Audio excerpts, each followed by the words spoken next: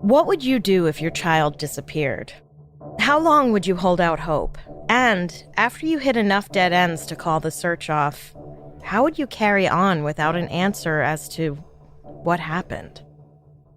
Welcome to Strange and Unexplained with me, Daisy Egan. I'm a writer and an actor and a parent who would simultaneously fall into a sleep coma, never sleep again, and die if my child ever went missing.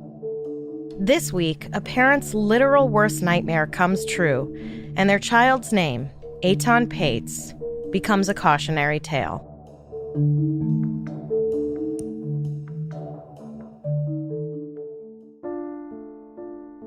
I'm not sure there is anything worse in the universe than being the parent of a child who goes missing. Except maybe being the child who goes missing. As a parent, it's unfathomable. I would imagine it's bad enough to be the parent of a child who dies, especially if they're murdered, but the not knowing, the lack of closure of a missing child seems like a special kind of torment. How does anyone live out the rest of their life not knowing what happened to their child? This is hard to write about. There is something foreboding about even just imagining it, let alone saying it out loud for all to hear. My son's school is 4 blocks from our apartment. There is only one turn between here and there, and one major avenue to cross with a crossing guard, and there isn't enough money you could pay me to let him walk there by himself, even though I know the statistics say the chances of someone snatching him are low. And he knows all the rules. Never talk to strangers, scream bloody murder if someone tries to do anything. I've actually trained him to yell, "I am the devil," if someone tries to grab him. Well, on May 25th, 1979, 6-year-old Etan Patz begged his mom to let him go to school by himself like he did every morning. Etan asked every day, but his mother, Julie, always said no. After all, Etan took the city bus to his school, which was about 15 blocks away. All manner of people took that bus, and there were a half-dozen stops between the Patzes and the school. Though Etan's schoolmates and their parents would also be on the bus and could look out for Etan, Julie just didn't feel right sending her child off alone. That morning, though, already juggling her younger son and another very young child who had stayed the night, and getting ready to open the daycare she ran out of their loft apartment for the day, Julie relented. Julie walked Etan downstairs and to their front door. Etan had $1 in his hand as he trotted off down the street. It's unclear whether he got the dollar from his mom or a local handyman named Othniel Miller, who worked in their building and had his workshop along the route Etan would have taken to get to his bus stop. So, if you're like me, some alarm bells have already gone off. First off, 6 years old seems really young to be going anywhere by yourself. Granted, it was the late 70s. It was a looser time, I guess.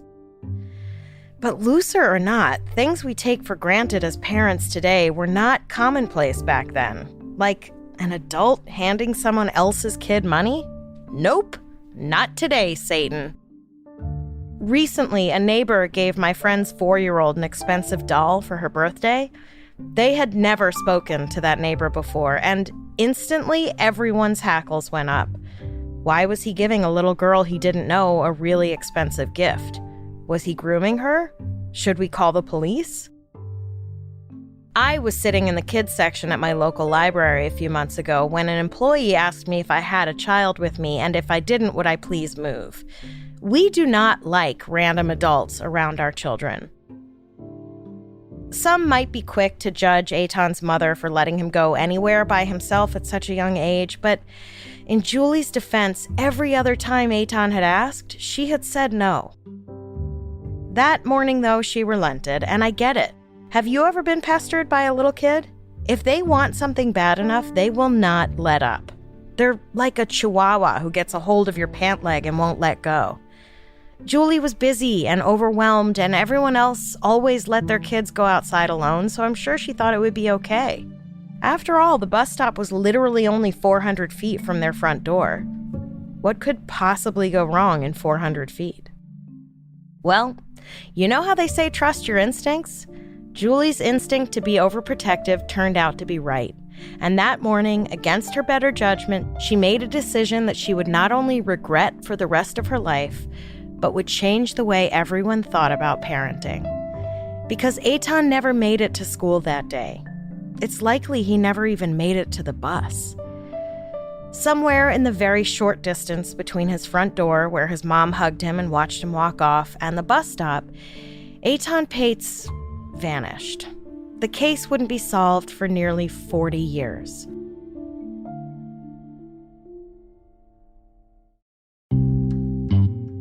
These days, when I get my son Monty, short for Montague, to school, even 3 minutes after the late bell has rung, I get no less than 3 phone calls, 3 text messages, and an email letting me know that your child, Montague, was tardy or absent today. So there's no world today in which he would be missing from school all day and I wouldn't know about it. In the late 1970s in New York City, though, things were different. Kids went places by themselves all the time. It was totally normal to let your kids play outside or go to the corner store unattended. So Julie and her husband Stan were outliers when it came to being overprotective of their son. Not for nothing, but growing up in New York City, my friends and I kind of had free reign over our neighborhood. When I was 9 years old, my best friend Carrie and I would sit in the back of her mom's hatchback facing the back window, pretending we were in a spaceship. Forget about seatbelts. We weren't even sitting in seats. And once, we went to the corner store and bought a pack of cigarettes, claiming we were getting them for her dad. And that was 9 years after 1979. Side note, we didn't realize we had to specify that we wanted filtered cigarettes, so when we tried to smoke the Camel non-filters out her bedroom window, we both ended up puking. It put us both off cigarettes for a good 4 years, by which point, at 13, we could still buy cigarettes in any store in New York City. Anyway, the late 1970s.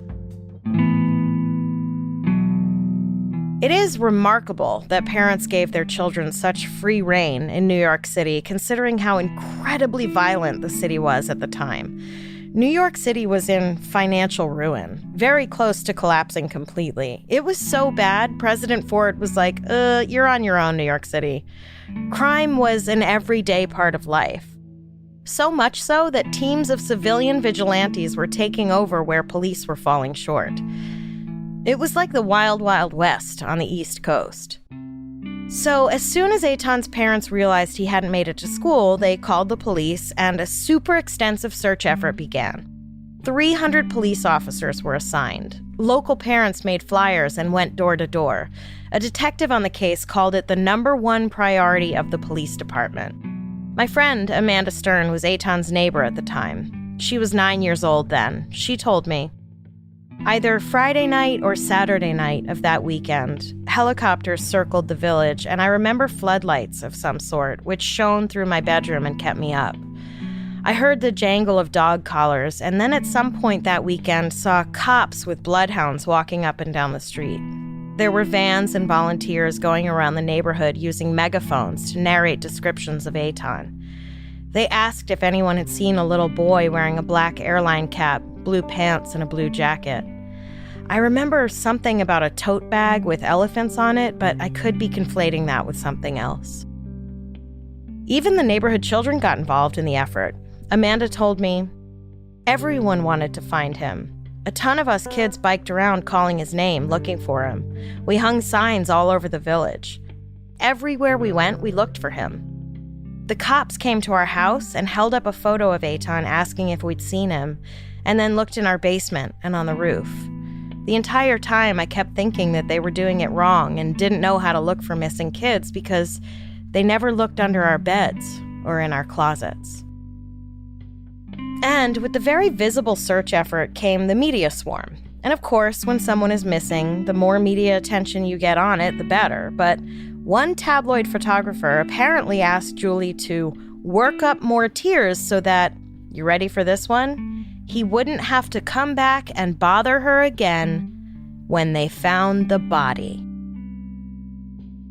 This douche canary had the gall to ask the terrified mother of a missing child to cry more so that when they found the body of her son, he wouldn't have to come all the way back to Soho to take more pictures. Deep, cleansing breath.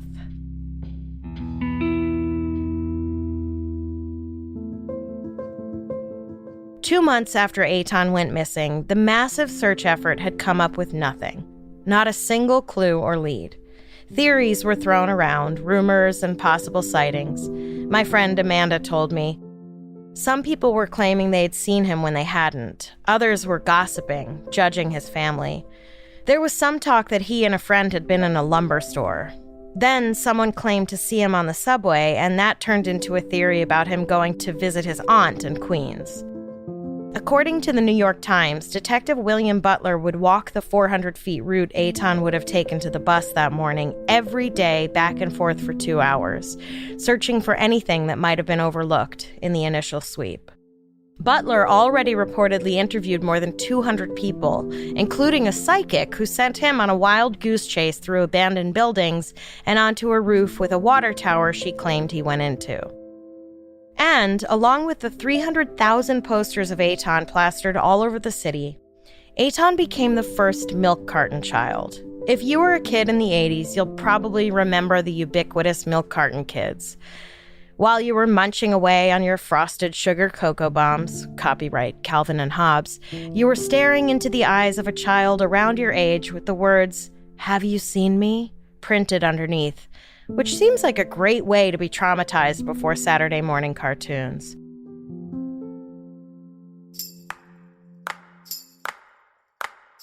Something you may have learned about me if you've listened to enough episodes of this podcast is that sometimes I go down rabbit holes once I Google something like milk carton kids. So please enter this rabbit hole with me just for a moment. Before the Milk Carton Initiative, there was no national database of missing children. Needless to say, this made finding lost children hard. And if that child had been taken across state lines, you could pretty much forget it.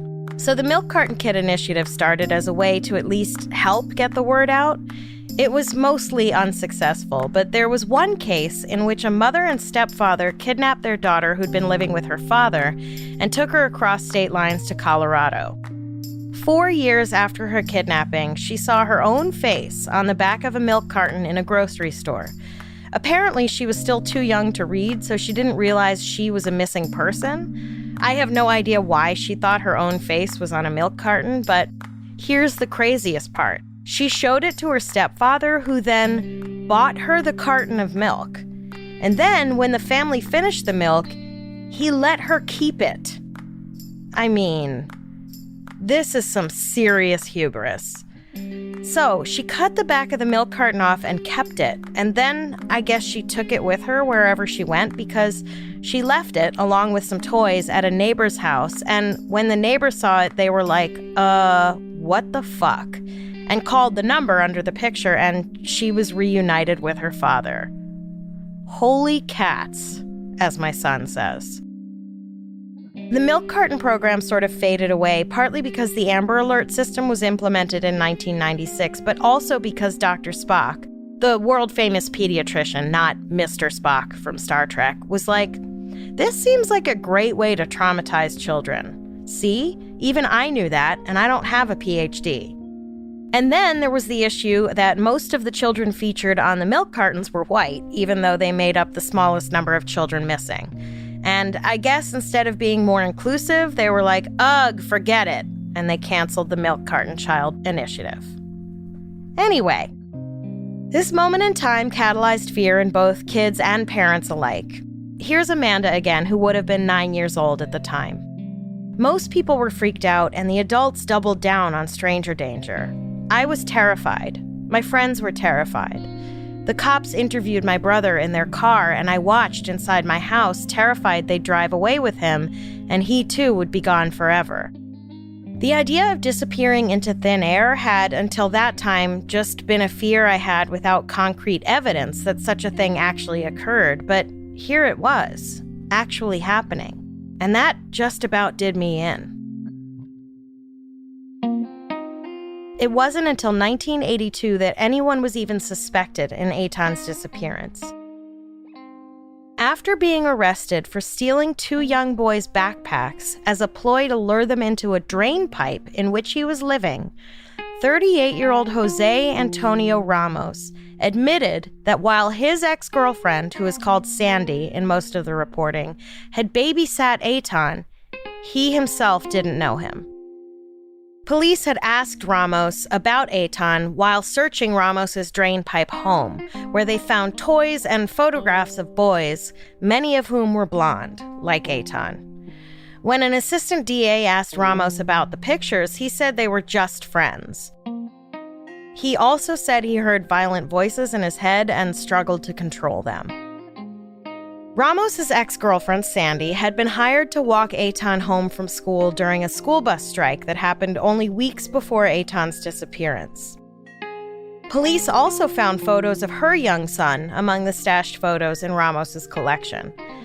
Sandy said she could never imagine Ramos molesting her son.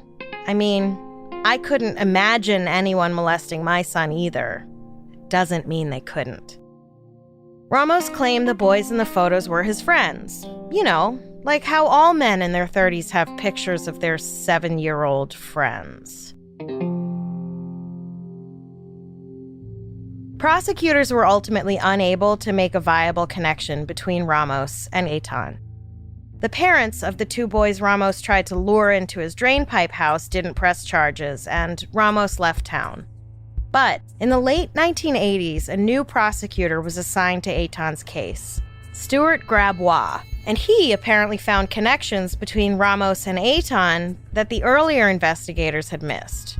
What those connections were, I don't know, but Grabois seemed convinced that Ramos was the guy. Unfortunately, no one knew where Ramos was.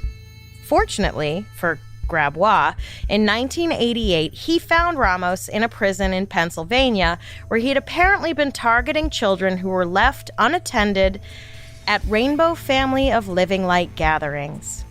You do not want to get me started on rainbow gatherings. Once in college, a white girl with dreads who called herself Starlight asked me out of nowhere if Daisy was my rainbow gathering name. I cannot with these people. Incidentally, I'm 100% convinced that they all became money managers and retired to the Hamptons. Anyway, Ramos had been convicted of assaulting a 5-year-old, another so-called friend, I guess. Grabois brought Ramos to New York City for questioning and made chit-chat about much lesser charges Ramos thought he was being brought in for until suddenly Grabois asked him how many times he had tried to have sex with Etan Patz. According to an article in New York Magazine, Ramos said, "I guess you have a witness. I'll tell you everything." The article goes on to say Ramos admitted, quote, that yes, he'd taken a little boy to his apartment for sex on the day Etan disappeared. Yes, he was 90% sure it was the same boy he later saw on TV, but no, he let him go when the boy refused his advances, even walked him to the subway station and waved goodbye there. End quote. Grabois tried to call Ramos's bluff, but Ramos insisted that's what happened and then asked for a lawyer. When Ramos returned a few days later with his legal aid attorney who advised him to remain silent, Ramos was wearing a yarmulke as a sign of his newfound and self-proclaimed Jewish roots. I don't know what that detail has to do with the rest of the story, I just think it's funny. Most people claim to have found Jesus. Ramos claimed to have found Jesus was not the Son of God.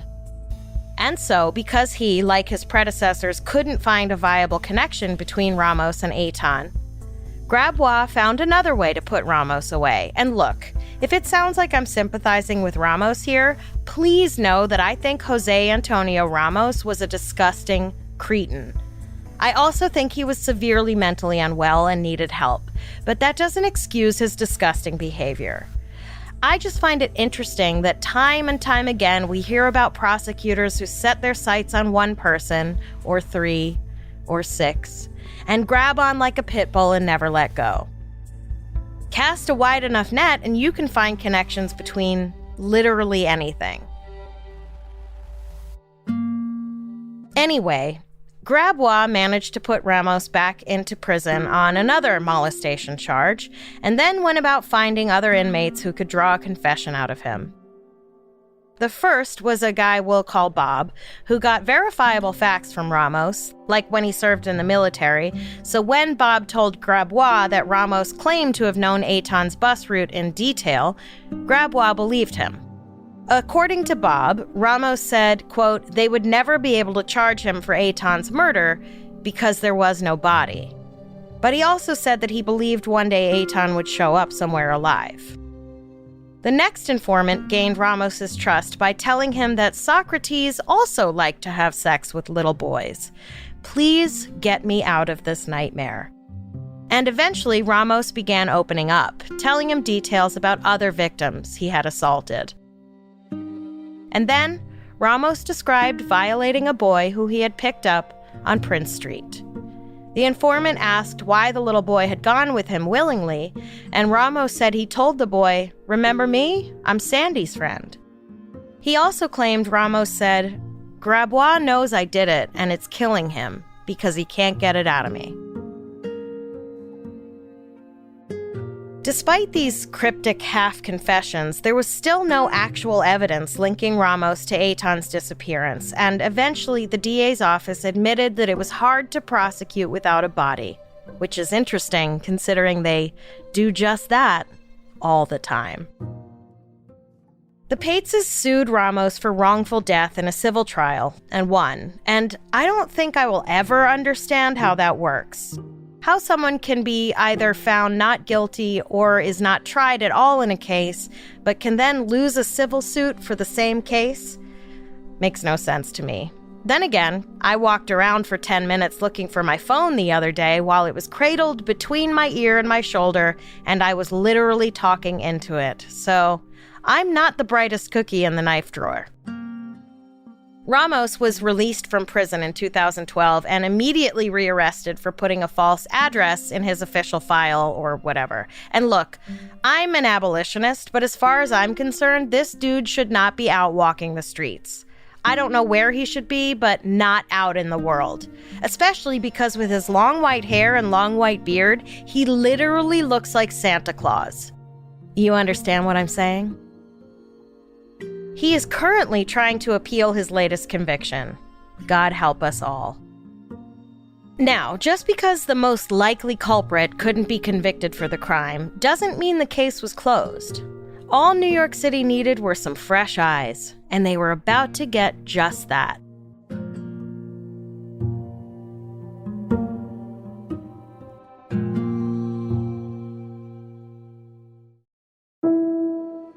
In 2010, New York's newest DA, Cyrus Vance, won his seat with a campaign that promised to reopen Etan's case, which is strange when you consider how many missing or dead children's cold cases there must be. There are a lot. But maybe less strange when you consider that the kids who were around when Etan went missing would now, theoretically, be old enough to, say, donate to Vance's election campaign? I'm not saying. I'm just saying. Anyway, after reviewing all the case files, Vance and his team decided to go back to Othniel Miller, the handyman who may or may not have given Etan $1 on his way to the bus that morning. But nothing of note was found, and that line of investigation was put to rest. Then, a new lead came in. A New Jersey man believed his brother-in-law, Pedro Hernandez, might have been the one responsible for Etan's disappearance. Hernandez was 18 in 1979 and worked at a bodega on Prince Street near where Etan lived and got the bus. Shortly after Etan's disappearance, Hernandez moved back to New Jersey, where he had apparently only recently moved to New York City from. And then, according to the New York Times, he began confessing to various people, including, astoundingly, his fiancée, who still married him. Apparently, these confessions were all slightly different from each other. One person said he thought Hernandez had killed a black child. His fiancée thought he'd killed a Latino teenager. Police brought him in for questioning, and after hours of interrogation, Hernandez confessed that he put Etan in a plastic bag while he was still alive, put the bag in a box, and dumped the box a block away.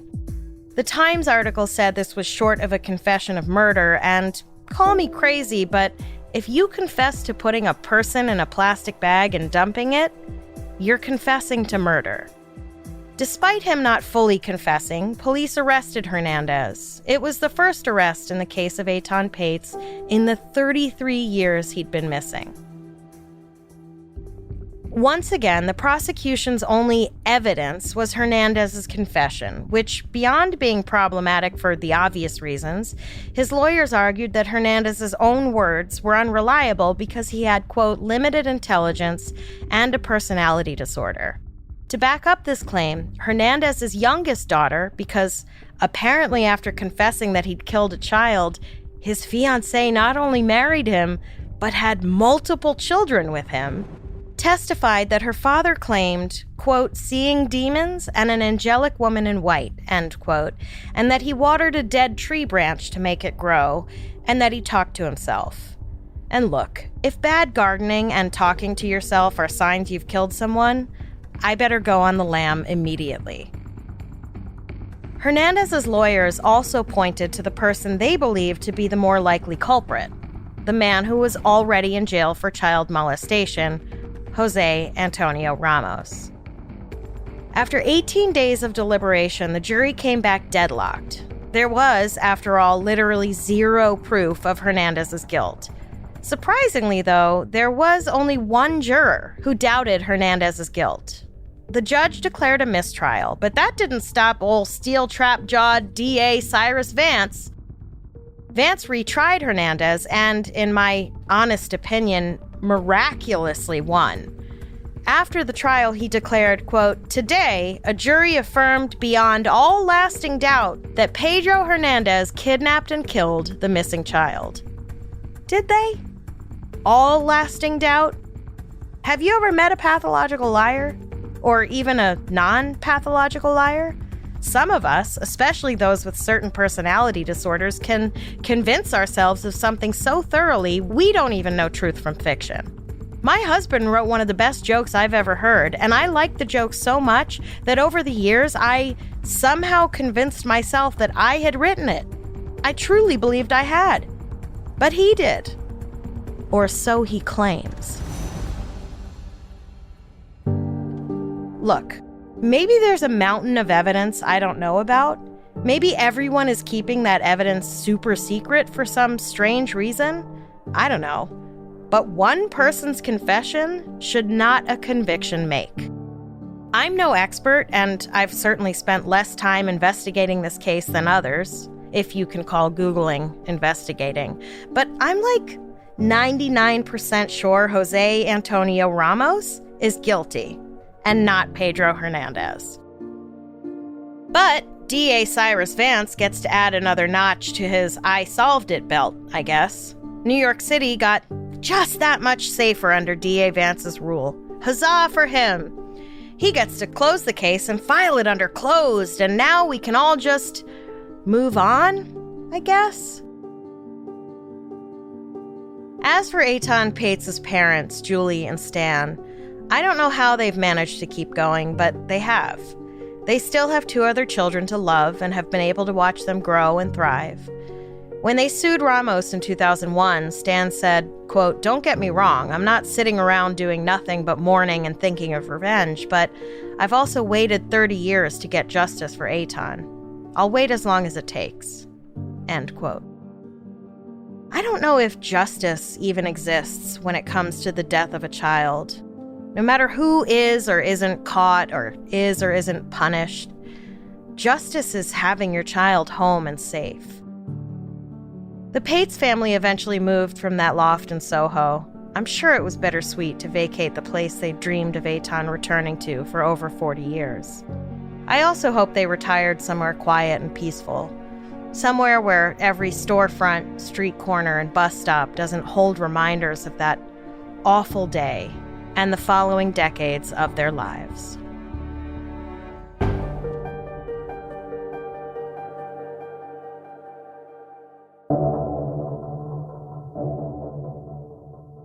Next time on Strange and Unexplained with Daisy Egan, 2 hikers go into the woods, and none come out. Hikers gone missing. We have a lot of fascinating and bizarre stories to share with you this season, but we want to hear your episode suggestions as well. If you have an idea for something we should cover, whether it's a well-known case or something that happened in your town that the world hasn't heard about yet, go to our website, strangeandunexplainedpod.com, and fill out the contact form.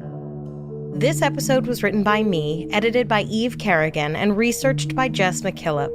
A complete list of our sources for each episode is available on our website. Our episodes are mixed and edited by Jennifer Swatek. If you like our show, help us out by rating and reviewing us on Apple Podcasts. Follow us on Instagram and Twitter. We are at SNUPod, and check out the Strange and Unexplained with Daisy Egan Facebook group to join in the conversation.